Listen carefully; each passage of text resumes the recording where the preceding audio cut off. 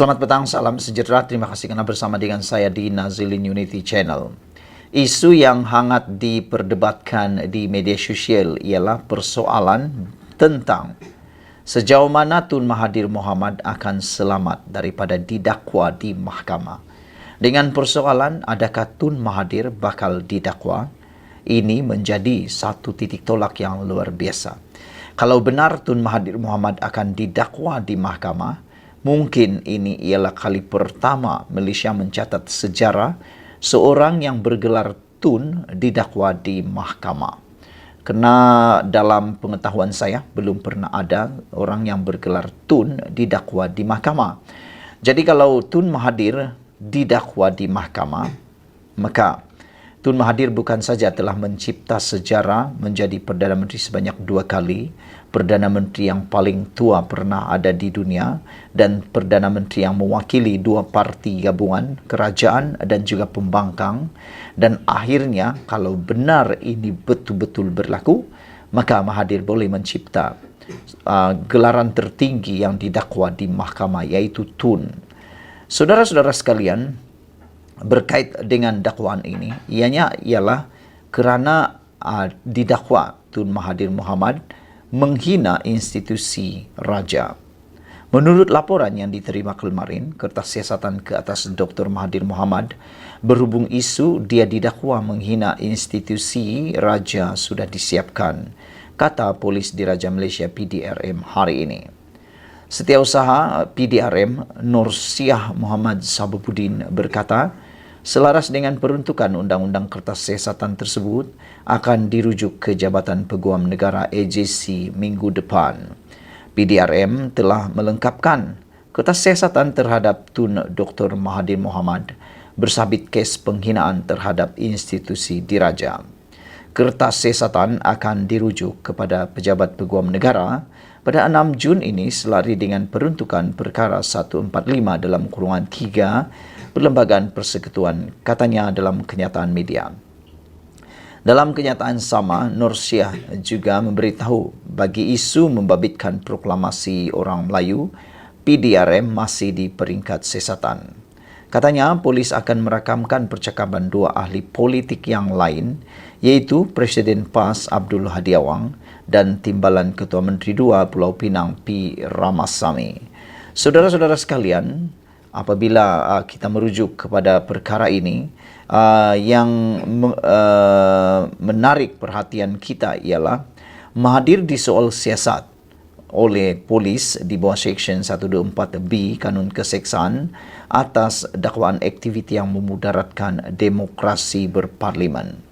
Walau bagaimanapun, peguam yang mewakili Mahathir menyifatkan soal siasat itu sebagai intimidasi terhadap Mahathir dan berkata, siasatan bertumpu kepada laporan yang dibuat mengenai proklamasi Melayu kempen terbaru bekas ahli Parlimen Langkawi itu. Ini semua gara-gara satu video yang tular di mana Mahathir didakwa membuat kenyataan bahawa orang Melayu tidak boleh bergantung kepada raja-raja Melayu untuk melindungi mereka.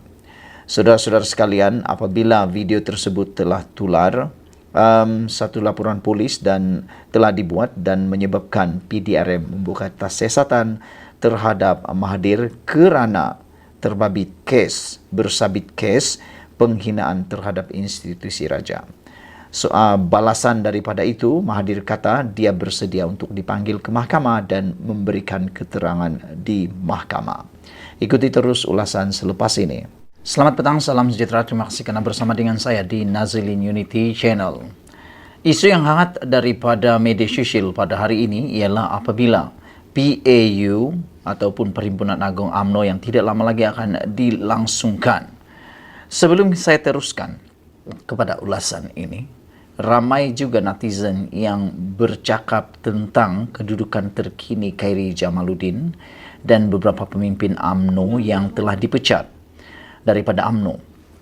Ada yang mengatakan bahawa Khairy Jamaluddin adalah satu aset yang sepatutnya berada dalam UMNO dan patut untuk diampunkan oleh UMNO melalui Zahid Hamidi. Ada beberapa orang yang berharap supaya KJ dapat bersama semula dengan UMNO supaya KJ tidak dapat dimanfaatkan oleh mana-mana parti politik atau gabungan parti politik, terutamanya Parti Bersatu yang telah pun menawarkan tawaran supaya KJ menyertai parti tersebut.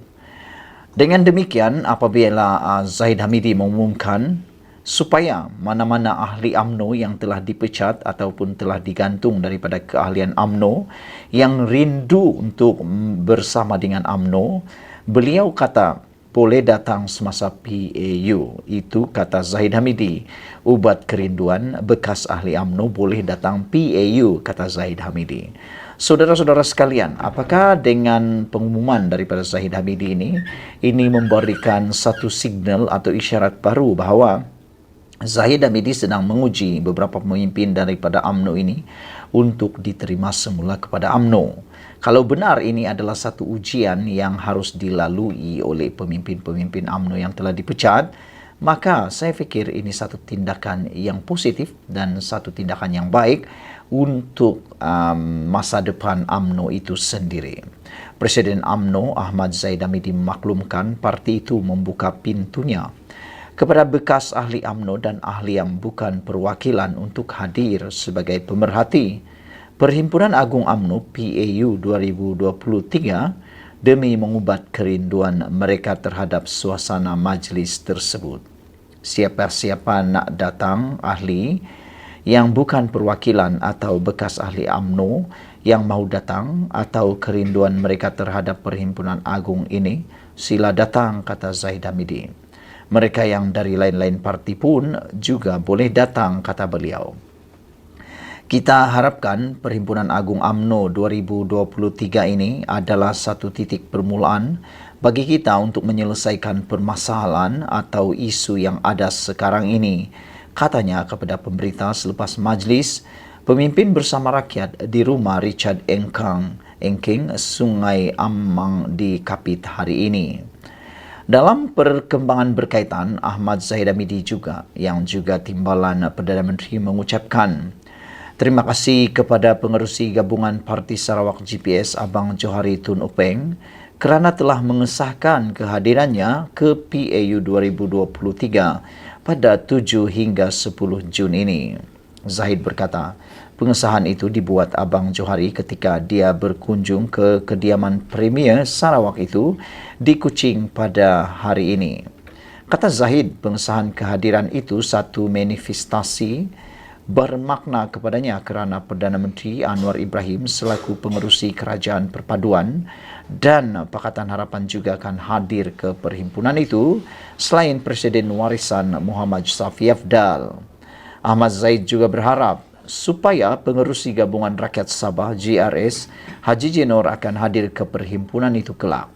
Saudara-saudara sekalian, apabila Zahid mengesahkan kehadiran beberapa orang yang hebat ini, terutamanya daripada GPS Abang Johari Tun Upeng, juga kehadiran Perdana Menteri Datuk Seri Anwar Ibrahim dan juga Presiden Warisan Muhammad Safi Afdal, serta mengharapkan supaya Haji Jenor juga dapat hadir di dalam perhimpunan itu. Saya lihat ini satu perhimpunan yang menggabungkan semula, menemukan semula bekas-bekas ahli UMNO yang telah pun sama ada telah keluar sendiri daripada UMNO ataupun dipecat daripada UMNO. Mereka antaranya yang paling terkenal dalam senarai ini tentulah Perdana Menteri kita sendiri, iaitu Anwar Ibrahim. Datuk Seri Anwar Ibrahim, anda pasti tahu. Kita semua tahu dan sedar bahawa beliau merupakan timbalan Presiden UMNO satu ketika dahulu sebelum beliau dipecat dan dipenjarakan pada tahun 1998. Dan dengan kepulangan Anwar Ibrahim dalam PAU 2023 ini bermakna kerajaan yang kita ada sekarang ini adalah kerajaan yang luar biasa. Kerajaan yang mana mementingkan perpaduan dan menolak mana-mana perseteruan. Kalau dilihat, Anwar Ibrahim tidak mempunyai nilai sedikit pun untuk berdendam kepada UMNO. Meskipun Anwar Ibrahim telah pun mendapat parut luka akibat dipecat daripada UMNO, tetapi beliau memilih untuk berdamai dengan UMNO dan bersama dengan UMNO dalam PAU 2023 itu. Begitu juga dengan Safi Afdal.